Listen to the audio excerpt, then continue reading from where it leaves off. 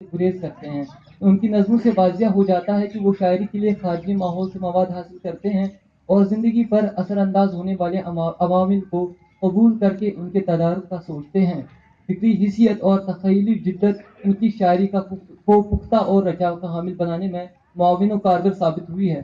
साली की नज़्मों में महसूसाती रंग है जिसमें शायर आज़ाद फिजा में सांस लेता नजर आता है। ये नज़में मुस्बत फिक्र और सोच की हामिल हैं। नज़्म इबादत इसका खूबसूरत नमूना है जिसमें शायर मुस्बत फिक्री अमल से पूरे माहौल को मुअत्तर कर देता है। ये कहने में कैसी हिचकिचाहट कि साले की मज़कूरा नज़्म जिंदगी जीने का वलवला पैदा करती है।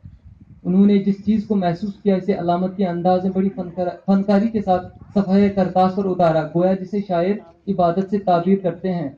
नज़्म का एक बंद क़ारीन की नज़र मुलाहिज़ा फरमाए।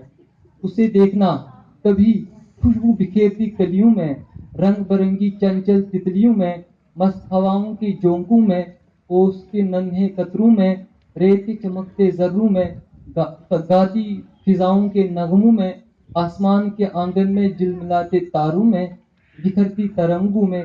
हाँ, यही इबादत है।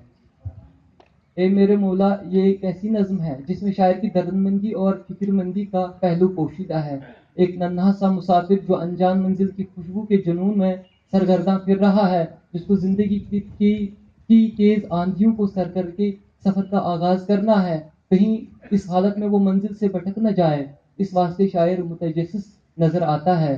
शायर इस नन्हे मुसाफिर के तई अपने खुलूस का इजहार तो क्यों करता है।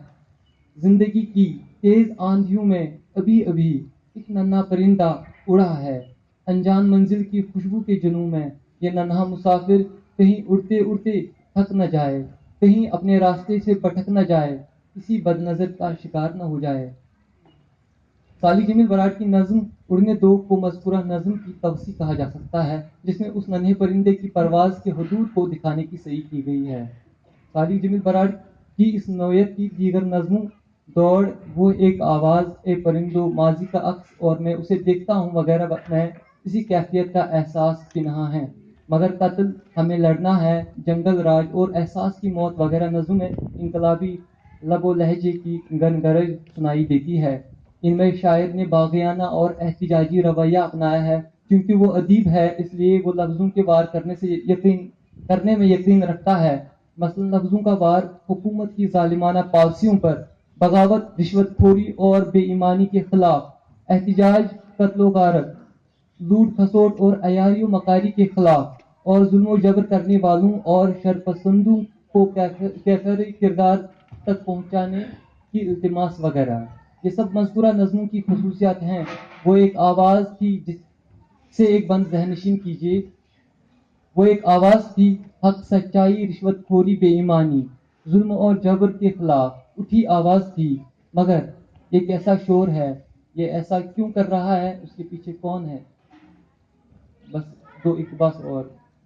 विशाल खुल्लर मशरक़ी पंजाब के नौजवानों, मुआसिरीन और गैर मुस्लिम शायरों में एक अहम मकाम रखते हैं। इनके दो शेरी मजमूए शाया हो चुके हैं जिसमें धुंध में अम्मा और ख्वाब पलकों में काबिल जिक्र हैं। अवलीन मजमूए की मकबूलियत का अंदाज़ा साहित्यिक अकादमी की युवा पुरस्कार अवार्ड से लगाया जा सकता है, जो इन्हें 2011 ईस्वी में मिला। विशाल खुल्लर के मज़कूरा दोनों मजमूए बेहतरीन गज़लों और नज़्मों का गुलदस्ता कहे जा सकते हैं। धुंध में अम्मा के मुतल्लिक ये तासुर है कि इस मजमूआ में शायर ने नए इश्तिआरों और नई इमेजरी का इस्तेमाल किया है जो क़ारीन को गहरे तौर पर मुतासिर करते हैं, जिसमें कहीं यादें हैं तो कहीं ज़ाती और समाजी कशमकश। इस मजमूआ को उर्दू शायरी का अहम योगदान माना गया। अदम के मैदान में कदम रखने के बाद विशाल खुल्लर ने पीछे मुड़कर नहीं देखा, बल्कि इनकी तख्लीकात मुतवातिर मंजर आम पर आती रहीं। यही वजह है कि इतने कलील अरसे